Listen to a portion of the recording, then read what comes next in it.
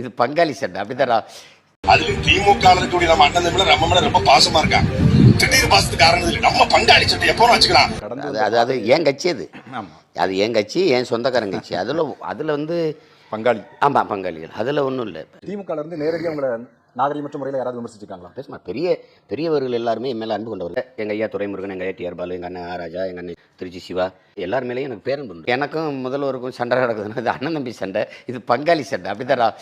நான் என்ன சொன்னேன், நம்மளுடைய அரசியல் எதிரி யாரு? திமுக.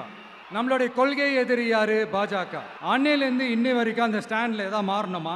அன்னையிலேருந்து இன்னி வரைக்கும் அந்த ஸ்டாண்டில் ஏதாவது மாறணுமா? ஒரு இன்ச்சு கூட மாறலையே. 100% நீங்க உங்க விஜயை இந்த விஷயத்துல நீங்க நம்பலாம்.